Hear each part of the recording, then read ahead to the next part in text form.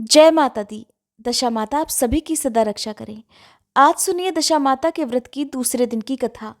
पौराणिक कथा के अनुसार एक साहूकार था। उसके परिवार में 5 पुत्र, उनकी बहुएं तथा एक पुत्री थी। पुत्री का विवाह हो गया था, परंतु उसका गौना अभी नहीं हुआ था। इस कारण वह अभी अपने माता पिता के घर में ही रह रही थी। एक दिन साहूकार की पत्नी दशा माता का डोरा ले रही थी, तो उसकी बहुओं ने भी डोरे लिए। बहुओं ने अपनी सास से पूछा, माँ जी, क्या ननद के लिए भी डोरा लेना है? तो सास कहने लगी, हाँ लेना है। इस पर बहुएं कहने लगी, माँ जी, लेकिन उनकी तो विदाई होने वाली है। यदि व्रत से पहले ही ननद रानी विदा हो गई तब क्या होगा? तब सास कहने लगी, मैं व्रत का सारा सामान साथ में रख दूंगी और वह अपनी ससुराल में पूजा कर लेगी। ऐसा ही हुआ। उसके ससुराल से उसका पति उसे लेने आ गया। माँ ने अपनी बेटी को विधिपूर्वक विदा किया और उसकी पालकी में पूजा का सारा सामान रखवा दिया। लड़की जब अपने ससुराल पहुंची तो उसे घर के आंगन में गलीचा बिछाकर बैठाया गया। आस पड़ोस की महिलाएं नई बहू को देखने आने लगी। सब उसकी सुंदरता और गहने कपड़ों की तारीफ करने लगे। नई बहू को देखने आने वाली महिलाओं में से किसी की निगाह नई बहू के गले में बंधे डोरे पर पड़ गई, तो वह बोली, बहू की माँ बड़ी टोटके वाली है। सबकी निगाहें उसकी बात सुनकर बहू के गले में पड़ी डोरे पर पड़ गई।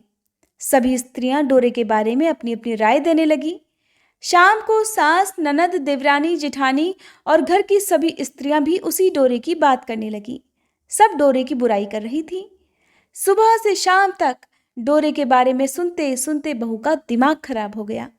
उसने डोरे को गले से उतारकर जलती हुई आग में डाल फेंका। डोरे के जलते ही सारे घर में इधर आग लग गई।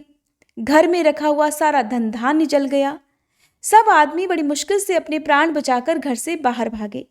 अब घर में केवल नई बहू और उसका पति रह गया, बाकी सब भाग गए थे। घर का सारा सामान जल चुका था। घर में अब ना खाने को अन्न बचा था और ना ही पहनने के लिए वस्त्र बचे थे। इसलिए दोनों पति पत्नी गांव छोड़कर रोजगार खोजने चल दिए। चलते चलते वे उसी गांव में पहुंच गए जहां की वह लड़की थी। लड़की ने अपने पति से कहा, तुम यहाँ भाड़ झोंको और मैं भी कोई काम ढूंढती हूँ। पत्नी का कहना मानकर वह भाड़ झोंकने लगा और स्वयं वह एक कुएं पर जाकर बैठ गई। उस कुएं पर उस गांव की सारी स्त्रियां पानी भरने आया करती थीं। उस लड़की की भाभियां उस कुएं पर पानी भरने आई, परंतु उन्होंने अपनी ननद रानी को नहीं पहचाना। कुएं पर बैठी महिला को देखकर उसकी भाभियां कहने लगी, तुम तो किसी भले घर की लड़की मालूम होती हो। कुछ काम करना चाहती हो तो बोलो। लड़की कहने लगी, काम तो करूंगी, परंतु कोई नीच काम नहीं करूंगी। तो बड़ी भाभी कहने लगी, हमारी ननद रानी ससुराल चली गई है, तुम हमारे बच्चों की देखभाल करती रहना और हमारे घर से सीधा लेकर अपना भोजन बना लिया करना। तो वह लड़की इस काम के लिए तैयार हो गई। लड़की की भाभियां अपने घर आई तो सास से बोली, माँ जी, आज कुएं पर एक अनाथ लड़की बैठी मिली थी। वो हमारे घर पर रहने और बच्चों की देखभाल करने के लिए तैयार है। अगर आप कहो तो क्या हम उसे रख लें? सास कहने लगी, खुशी से रख लो, परंतु आपस में कलह क्लेश मत करना। सास की बात सुनकर सभी बहुएं तैयार हो गईं। वे वापस उसी कुएं पर आई और उस लड़की को अपने घर ले गईं। अब वह लड़की अपने भतीजे और भतीजियों की देखभाल करने लगी और अपना जीवन निर्वाह करने लगी। दशा माता के कारण किसी ने भी उसे नहीं पहचाना। एक दिन दशा माता का डोरा लेने का अवसर आया। सास के कहने पर सभी बहुओं ने डोरा लिया। बहुओं ने सास से पूछा कि माँ जी, क्या इस लड़की के लिए भी डोरा लेना है? तो सास कहने लगी, हाँ लेना है। बहुओं ने कहा, माँ जी, इसी प्रकार आपने ननद के लिए भी डोरा ले रखा था, परंतु पूजा से पहले ही उसकी विदाई हो गई। अब इस लड़की को डोरा दिलवाना चाहती हो? यदि यह पूजा से पहले चली गई तो क्या होगा? सास बोली, तुम्हारी ननद ने तो अपने घर जाकर पूजा की होगी और ये लड़की भी पूजा होने तक तो इसी घर में रहेगी, तो अपने आप ही पूजा में शामिल हो जाएगी और अगर कहीं चली गई तो वह वहीं पर ही पूजा कर लेगी। सभी की सहमति से लड़की ने भी दशा माता का डोरा ले लिया। 9 दिन तक वह दशा माता की कहानी तथा व्रत पूजन में शामिल होती रही। 10वें दिन लड़की की माता और बहुओं ने सर धोकर स्नान किया और घर में चौका लगाया। तथा दशा माता के पूजन की तैयारियां करने लगी। तब वह लड़की बहुओं से कहने लगी, यदि कोई पुराना कपड़ा मिल जाए तो मैं भी स्नान कर लूं। बहुओं ने अपनी सास से पूछकर अपनी ननद की साड़ी उस लड़की को दे दी। अपनी ही पुरानी साड़ी लेकर वह स्नान करने गई। उसने सर धोकर स्नान किया और वही साड़ी पहनी और फिर घर आ गई। घर पर पूजा प्रारंभ हो गई। वह जैसे ही पूजा के पास आकर बैठी तो बहुओं ने कहा, अरे ये तो हमारी ननद रानी जैसी लग रही है। तब सास ने नाराज होकर अपनी बहुओं से कहा, तुम्हारे मन में जो भी आता है बोलती रहती हो। पूजा के समय भी चुपचाप नहीं बैठा जाता।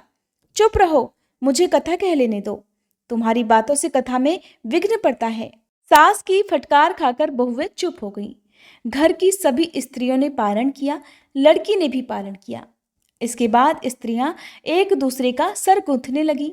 एक ने लड़की का सर गूंथना शुरू किया तो वह बोली, जैसी गूंथ सिर में है ठीक वैसे ही गूंथ हमारी ननद के भी सिर में थी। तब सास नाराज होकर बोली, तुम मेरी बेटी की तुलना इससे क्यों कर रही हो? सास ने बहू को तो डांट दिया, परंतु उसकी बात मन में घर कर गई। उसने लड़की से कहा, आज रात मेरे पास सोना।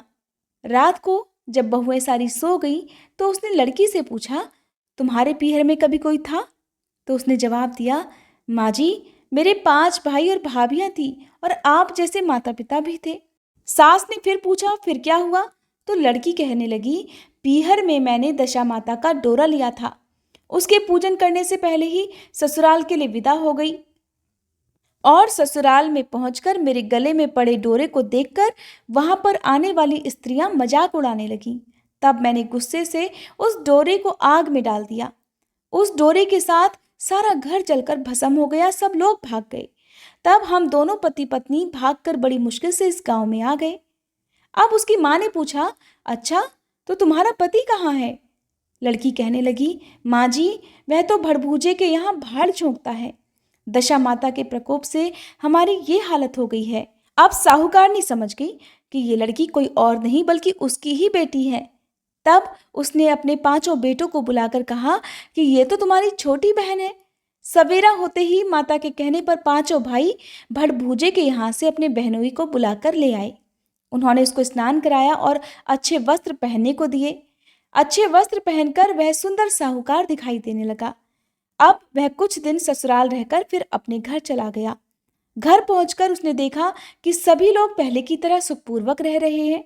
इसके बाद वो वापस अपनी ससुराल आया और अपनी पत्नी को विदा कर घर ले गया। अब वह अपनी दशा पर विचार करती हुई जा रही थी। रास्ते में एक नदी पड़ी। नदी में अप्सराएं स्नान करके दशा माता का डोरा ले रही थी। उनके पास एक डोरा बच गया था। तब वह अप्सराएं बोली, यदि इस डोली में कोई उच्च वर्ग की स्त्री हो तो उसे ये डोरा दे दे। उन्होंने डोली के पास जाकर पता किया और वह डोरा उस लड़की को दे दिया। उधर जब वह लड़की अपनी ससुराल पहुंची तो सास थाल सजाए, ननद कलश लिए और देवरानी जिठानी अन्य मांगलिक वस्तुएं लिए उसका स्वागत करने के लिए तैयार खड़ी थी।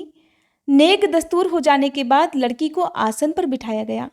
आसन पर बैठने के बाद लड़की ने कहा, आप लोगों ने पहली बार दशा माता के डोरे के लिए अपशब्द कहे थे, जिसका ये फल हुआ कि घर के सभी लोग बिछड़ गए तथा घर का सारा धन धान्य जलकर स्वाहा हो गया। बड़ी मुसीबतें उठाने के बाद अब जब अच्छे दिन आए हैं तो आप में से कोई भी दशा माता के डोरे की निंदा मत करना। अगर आप में से किसी ने भी भूल से दशा माता के डोरे की निंदा की या अपमान किया तो दशा माता का प्रकोप फिर से हो जाएगा। और जब मेरा व्रत हो जाए तब श्रद्धापूर्वक सभी मेरे साथ मिलकर पूजा भी करना। तब सब ने खुशी खुशी उसकी बात मान ली और फिर 9 दिनों तक लगातार व्रत किया। 10वें दिन विधिपूर्वक डोरे की पूजा की गई। 7 सुहागिनों को न्योता दिया गया, उनका श्रृंगार करके आंचल भरा गया और इस प्रकार दशा माता का पूजन समाप्त हुआ। प्रेम से बोलिए दशा माता की जय। हे दशा माता, आपने जिस तरह उस लड़की के दिन फेरे वैसे ही इस कथा को कहने सुनने और हुंकारा भरने वालों के भी फेरना।